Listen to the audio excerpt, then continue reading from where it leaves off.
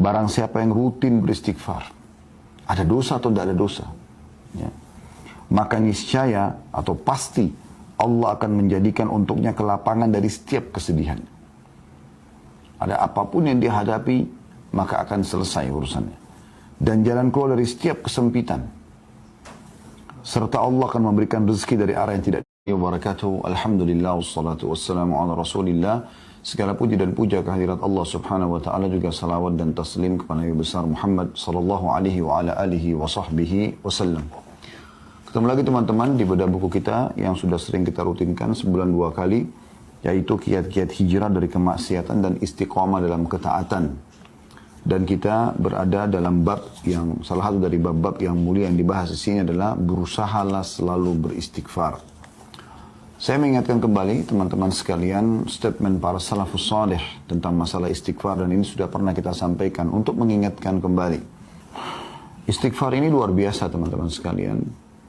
Luqman al-Hakim pernah menasehati anaknya sambil dia mengatakan, sesungguhnya wahai anakku, Allah memiliki waktu, beberapa waktu yang Allah khususkan untuk mengijabah permintaan hambanya. Maka usahakan di waktu-waktu itu engkau beristighfar. Kira-kira apa rahasia dari perkataan Luqman al-Hakim ini teman-teman sekalian? Kenapa dia tidak mengatakan, mintalah keselamatan untukmu, mintalah harta, mintalah keturunan, ya, atau apa saja yang lainnya? Beliau menyuruh anaknya beristighfar, padahal anaknya bukan sedang melakukan dosa. Ternyata teman-teman sekalian, istighfar ini bukan hanya sekedar memaafkan kesalahan-kesalahan kita, memutihkan kesalahan-kesalahan kita. Tetapi ada hadis Nabi SAW yang masyhur. Sudah sering kita sampaikan hadis ini, dan ini hadis yang sahih. Riwayatkan Bukhari. Kata Nabi SAW, man lazima istighfar, ja'ala Allahu lahu min kulli hammin faraja, wa min kulli diqin makhraja, wa razaqahu min haitsu la yahtasib. Ini faedah istighfar yang jarang orang renungi. Dia berpikir istighfar hanya mengampuni dosa saja. Perhatikan.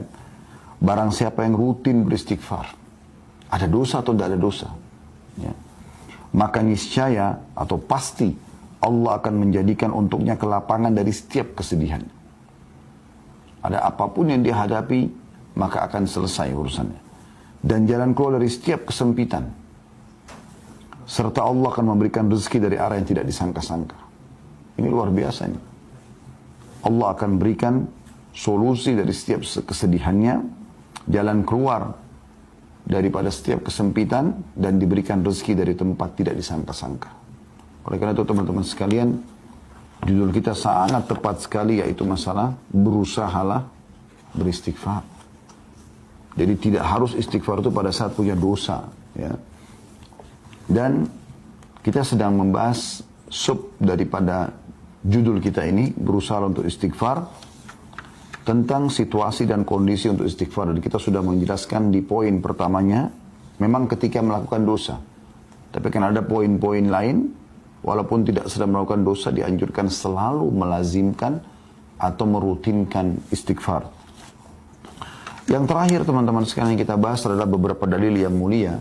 Kalau teman-teman yang pegang bukunya di halaman 75, ada Rasulullah SAW bersabda kepada Ummul Mukminin Aisyah radhiyallahu anha. Ini pengulangan ya, mereview apa yang terakhir kita pelajari. Ya Aisyatu, in kunti almamti bi dzambin fastaghfirillah, fa inna at-taubata min adz-dzambi nadamu wal istighfar.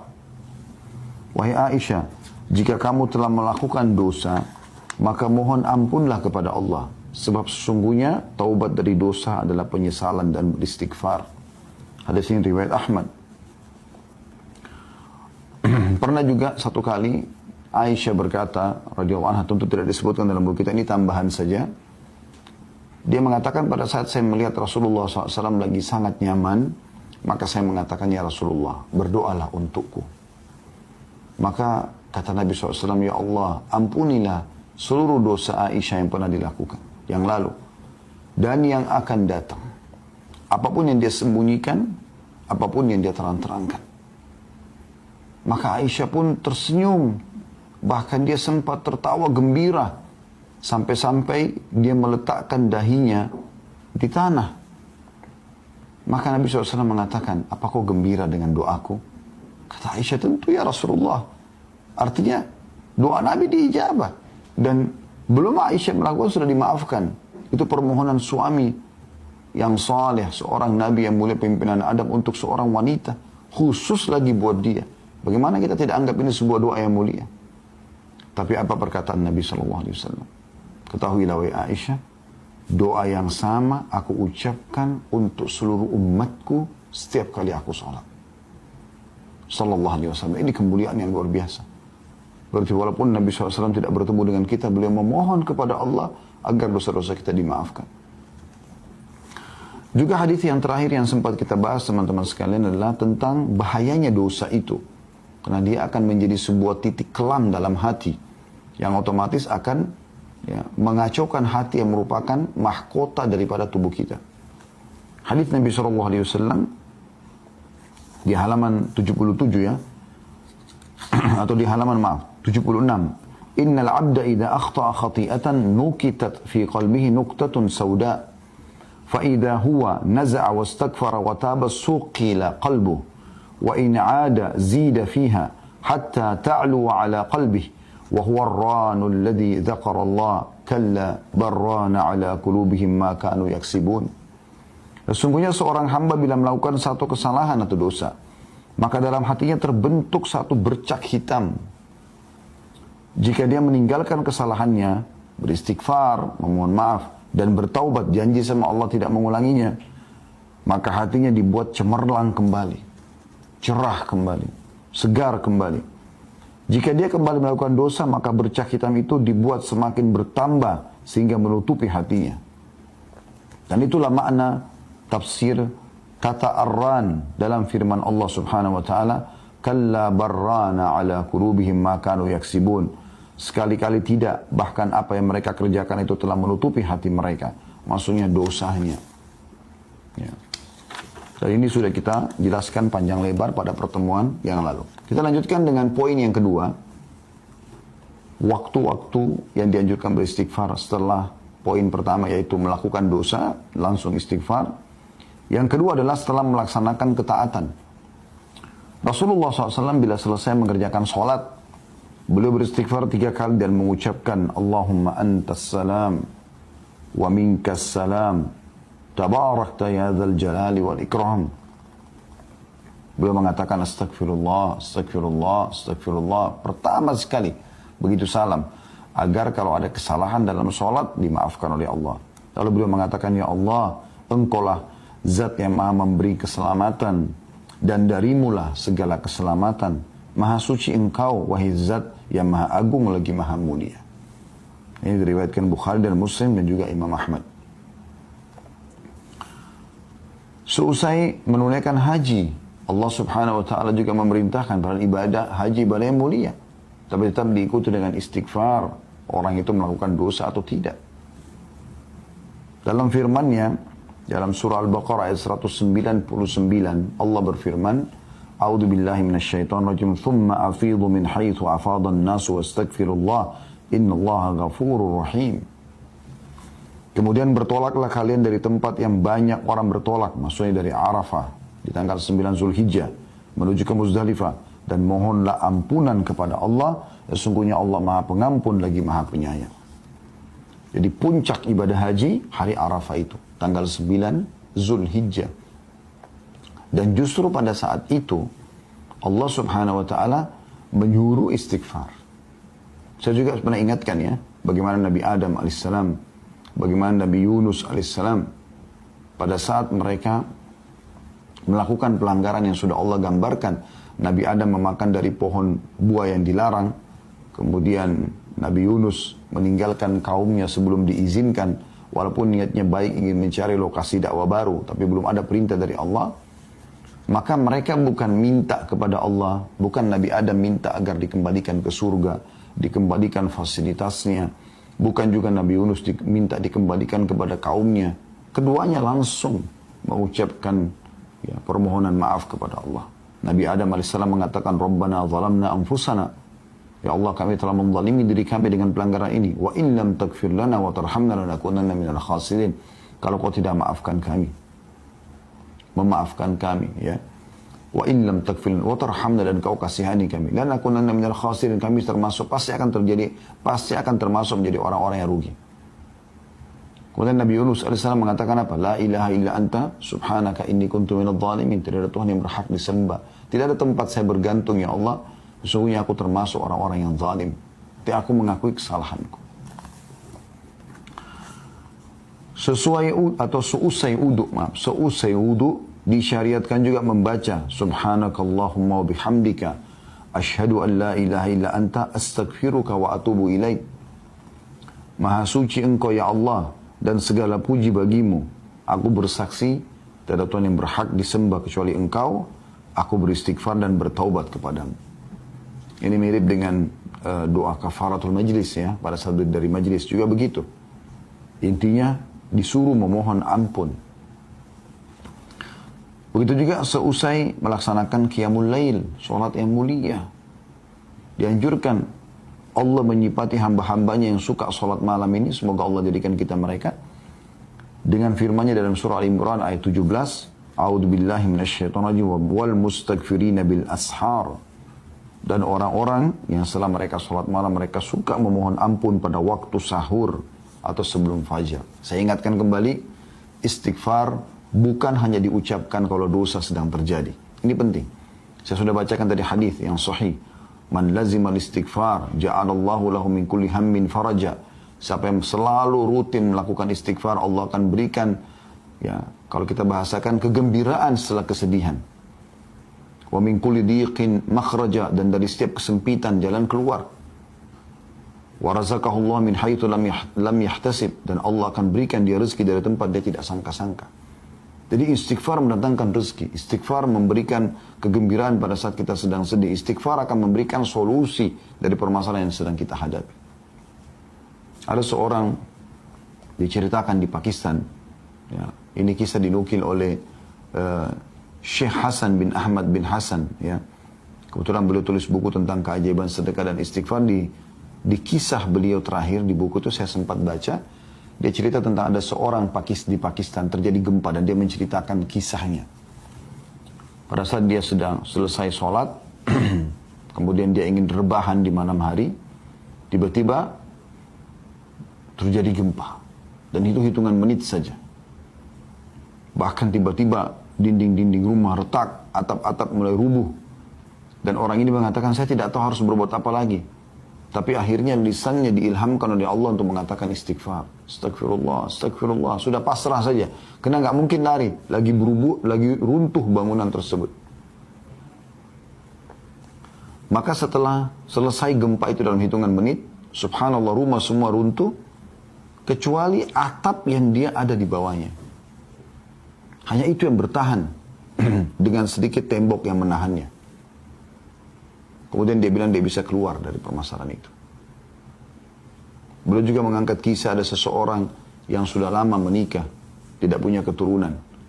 Lalu dia komitmen dengan istrinya, sekarang kita perbanyak istighfar. Bukan istighfar saja, perbanyak istighfar dengan kehadiran hati, lalu mohon kepada Allah Subhanahu wa ta'ala. Setelah mereka komitmen, dan keajaiban terjadi setelah 10 tahun atau sekian tahun menikah tidak punya anak, hamil, punya anak. Lalu begitu selesai masa nifas, suaminya mengatakan, saya mengingatkan, kebetulan dia berikan nama anak pertama Yusuf, maka dia berjulukan Abu Yusuf sekarang karena sudah punya anak. Istrinya Ummu Yusuf, dia mengatakan, saya ingat kalau Ummu Yusuf, kita sudah lama nggak punya anak. Bagaimana kalau kita praktekkan lagi istighfar ini dengan kehadiran hati, dengan serius, perbanyak, supaya kita diberikan anak yang kedua. Dan betul setelah masa nifas itu hanya beberapa hari, terhitung sudah hamil lagi. Terus saja begitu sampai mereka punya beberapa orang anak. Sampai waktu sudah punya anak sekian banyak, ya, sempat Ummu Yusuf mengatakan, kita berhentikan dulu amalan ini. Bukan berhentikan istighfarnya, maksudnya istighfar khusus untuk minta keturunan. Biarkan anak-anak kita besar dulu. Setelah mereka besar sedikit, kemudian dia pun ya, memohon lagi kepada Allah dan hamil lagi istri. Selama itu bukan bentrok dengan sunnatullah, peraturan yang Allah buat teman-teman sekalian, seperti misalnya Anda istighfar minta supaya malam hilang, itu nggak mungkin terjadi karena itu sunnatullah, peraturan Allah yang nggak mungkin berubah. atau Anda memohon istighfar kepada Allah agar jenis kelamin laki-laki, kalau Anda perempuan hilang. Gak mungkin, sudah sunnatullah. Gak mungkin. Atau hilang, tidak ada kematian. Gak mungkin. Gitu. Selama bukan bentrok sama sunnatullah, maka tidak ada yang mustahil bagi sang pencipta Allah. Berita gembira bagi Anda yang belum punya keturunan, yang belum punya pasangan, yang terlilit utang, yang selalu merasa kesedihan, ya, yang masih kena sihir dan belum sembuh, yang semuanya istighfar, istighfar. Tapi istighfar yang benar-benar tutup mata Anda, renungi, ya. Tulus ikhlaskan niat astaghfirullahaladzim, alladzi la ilaha illa huwal hayyul qayyum atubu ilaih.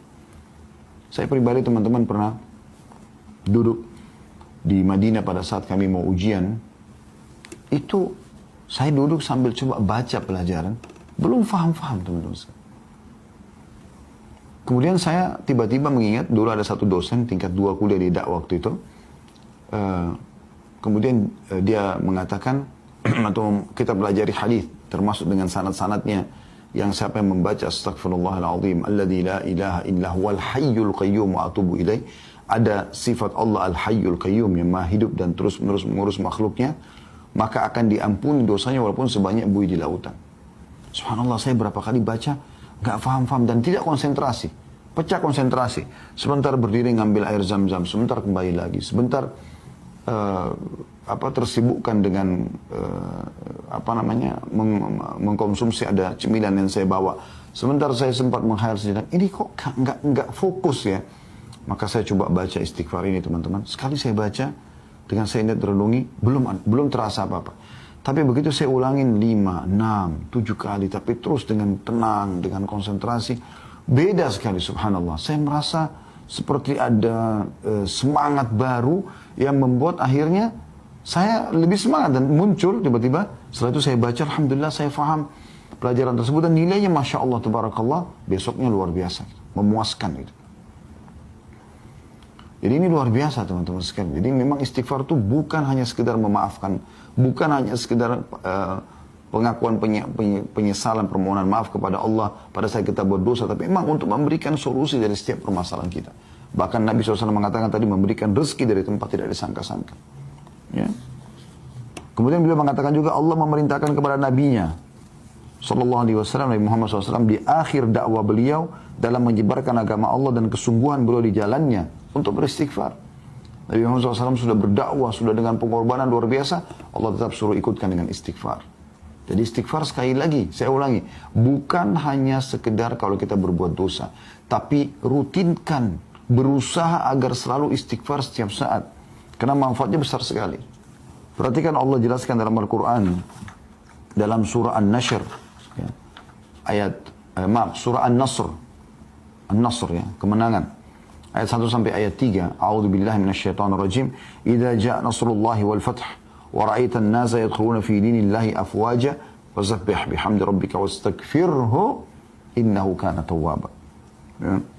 Yang artinya apabila telah datang pertolongan Allah dan kemenangan, apabila telah datang pertolongan Allah dan kemenangan, dan engkau melihat Muhammad manusia berbondong-bondong masuk agama Allah, maka bertasbihlah, ya, kepada Tuhanmu dengan memuji Tuhanmu dan memohon ampunlah, istighfarlah.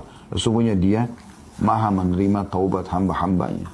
Ibnu Qayyim rahimahullah berkata, orang-orang yang mempunyai tekad dan basirah, ya, lebih sering beristighfar, maksudnya petunjuk dari Allah ini, lebih sering beristighfar setelah melaksanakan amalan-amalan ketaatan, karena mereka melihat kekurangan diri mereka dalam menjalankan ketaatan-ketaatan itu, dan tidak mengerjakan amalan-amalan tersebut karena Allah sebagaimana yang layak bagi kemuliaan dan keagungannya.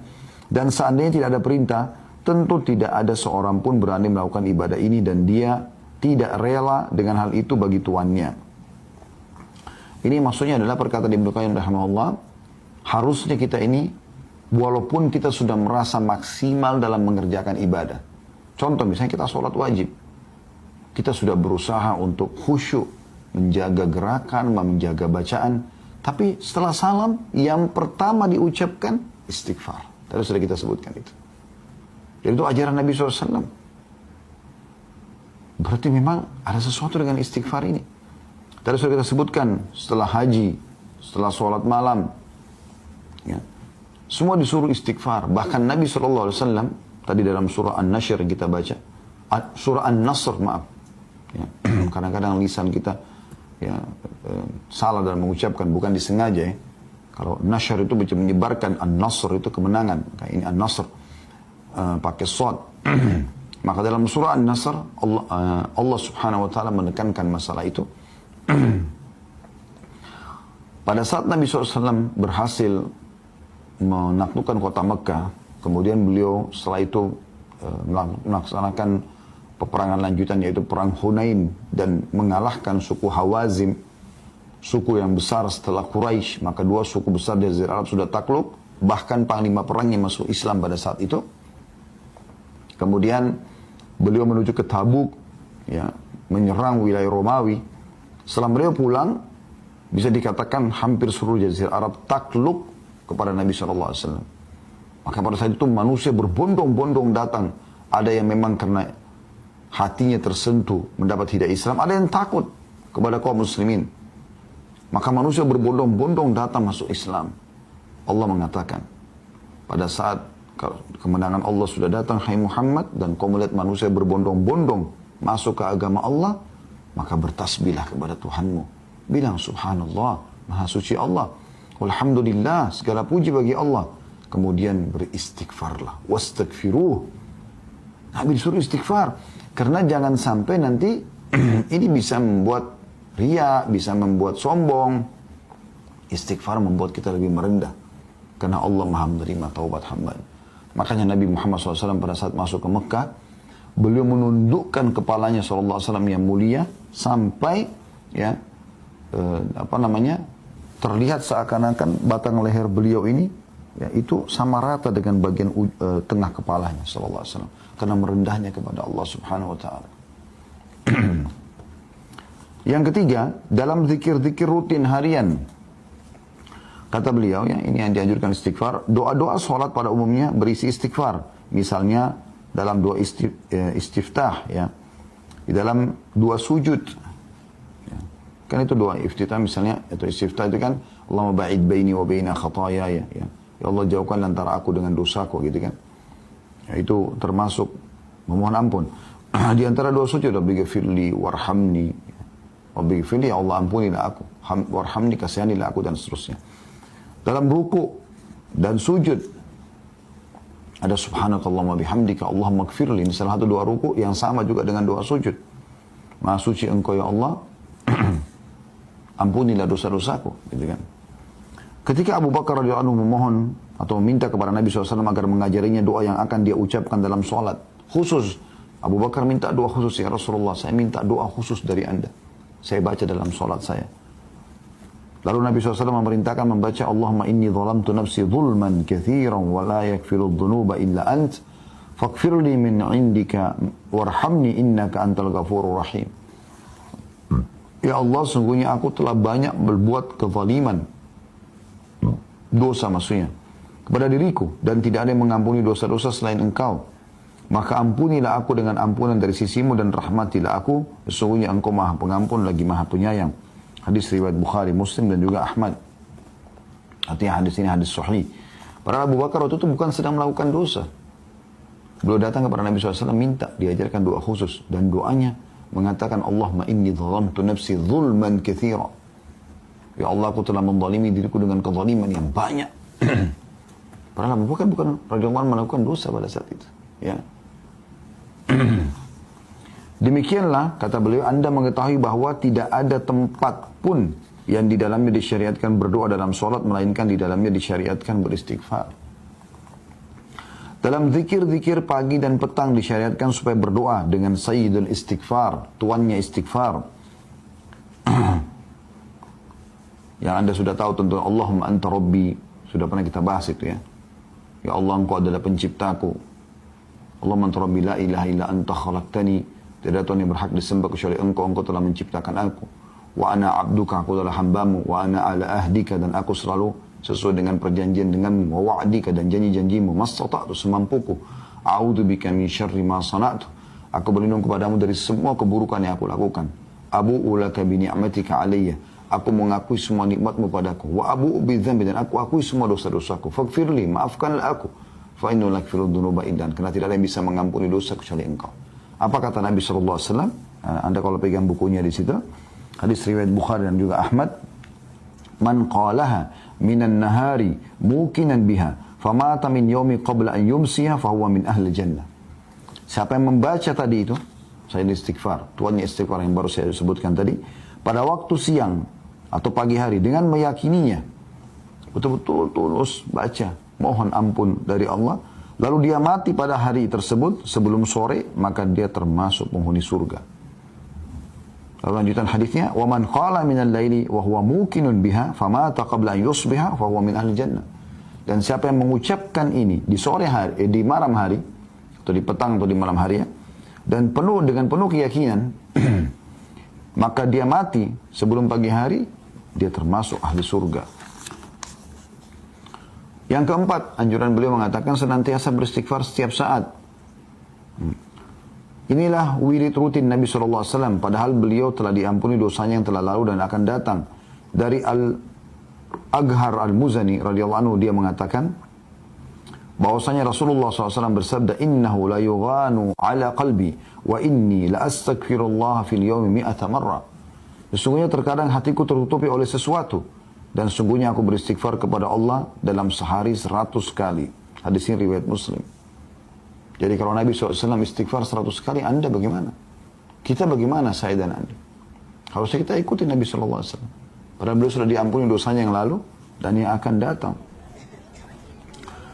Juga dalam riwayat Abu Hurairah radhiyallahu anhu, dia menuturkan, aku mendengarkan Rasulullah SAW bersabda, wallahi inni la astaghfirullah wa atubu fil yawmi akthara min 70 marrah. Beliau bersumpah atas nama Allah mengatakan, demi Allah, untuk memastikan agar umatnya tidak usah ragu dengan ini. Sesungguhnya aku beristighfar dan bertobat kepada Allah dalam sehari lebih dari 70 kali. Hadis ini riwayat Bukhari. Ya. Jadi lebih dari 70 kali nyambung dengan hadis yang sebelumnya tadi. Beliau mengatakan 100 kali. Lebih dari 70 kan bisa 100. Dan disentuhkan sudah di hadis yang pertama tadi kalau 100 kali beliau membacanya. Dan Ibnu Umar meriwayatkan juga, dia menuturkan, inna kunna la na'uddu li Rasulillah sallallahu alaihi wasallam fil majlisil wahidi 100 marrah rabbighfirli wa tub alayya innaka antat tawwabur rahim. Sesungguhnya kami biasa menghitung bahwa dalam satu majlis Rasulullah SAW mengucapkan doa ini 100 kali.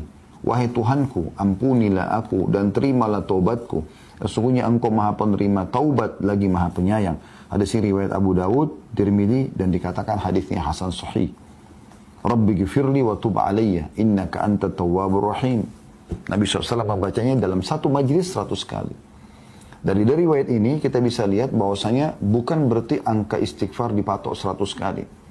Tapi bisa bermakna bahwasanya Nabi SAW di setiap kali kesempatan membaca minimal 100 kali. Atau membaca 100 kali istighfar. Ya. Artinya dalam sehari bisa lebih daripada itu. Maka boleh orang seperti dulu kita berusaha selalu istighfar setiap saat. Pokoknya jangan diam teman-teman sekalian. Diam Anda itu zikrullah, berdoa, ya. Memuji Allah kah, bertakbir kah, bertahlil kah, beristighfar kah, terus. Dalam banyak doa yang diucapkan oleh Nabi SAW, beliau senantiasa memohon ampun kepada Allah. Seperti misalnya dari Aisyah radhiyallahu anha, beliau berkata, "Ma shallan Nabi sallallahu alaihi wasallam salatan ba'da an nazalat alaihi idza jaa nasrullah wal fathu illa yaqulu fiha subhanaka rabbana wa bihamdika Allahumma ighfirli." Tidaklah Nabi SAW melaksanakan solat setelah turunnya ayat surah An-Nasr tadi ya. Pada saat datang kemenangan Allah, idza jaa nasrullah wal fath. Kecuali beliau selalu membaca subhanaka rabbana wa bihamdika Allahumma ighfirli. Maha suci Engkau wahai Tuhan kami dan segala puji bagimu ya Allah, ampunilah aku. Saya ulangi, Maha suci Engkau ya Allah, subhanaka rabbana, Maha suci Engkau wahai Tuhan kami, wa bihamdika, dan puji-pujian untukmu. Allahumma ighfirli, ya Allah ampunilah aku. Dan Nabi SAW selalu baca ini. Allahumma ighfirli, Allahumma ighfirli. Dari Abu Musa radhiyallahu anhu dari Nabi SAW bahwa beliau juga pernah berdoa dengan doa ini, Rabbighfirli khati'ati wa jahli, Rabbighfirli khati'ati wa jahli, wa israfi fi amri kullih, wa ma anta a'lamu bihi minni, Allahumma gfirli khatayaya wa amdi wa jahli wa hazli, wa kulla dhalika indi, Allahumma gfirli ma qaddamtu wa ma akhartu wa ma asrartu wa ma alantu, antal muqaddimu wa antal muakhiru wa anta ala kulli syai'in qadir. Ya Allah, ampunilah kesalahanku, ketidaktahuanku, berlebih-lebihanku dalam segala urusanku, dan apa yang engkau lebih tahu mengenai hal itu daripada aku. Ya Allah, ampunilah kesalahanku, kesengajaanku, ketidaktahuanku, dan kelemahanku. Semua itu ada padaku. Ya Allah, ampunilah dosa-dosaku yang telah lalu dan akan datang. Apa yang aku lakukan secara sembunyi-sembunyi dan secara terang-terangan. Engkau lah yang maha mendahulukan dan engkau lah yang maha mengakhirkan. Dan engkau maha kuasa atas segala sesuatu. Hadis riwayat Bukhari dan Muslim. Dan Nabi SAW sering baca ini. Perhatikan teman-teman, lafadznya luar biasa. Ya, lafadznya luar biasa. Ya Allah, ampunilah kesalahanku dan ketidaktahuanku dan berlebih-lebihanku dalam semua urusan. Karena Nabi SAW tidak berlebihan. Tapi beliau merendah di hadapan sang pencipta Allah. Ini luar biasa. Dan apapun yang engkau ketahui, atau engkau lebih tahu daripada aku. Ya Allah, ampunilah kesalahanku, diulangi lagi. Kesengajaanku, ketidaktahuanku, dan kelemahanku. Semua itu ada padaku. Jadi beliau mengucapkan luar biasa. Ya Allah, ampunilah dosa-dosaku yang lalu dan akan datang. Perhatikan, memohon maaf bukan cuma yang lalu. Yang akan datang pun kita minta. Serta yang aku lakukan sembunyi-sembunyi dan terang-terangan. Jadi ini permintaan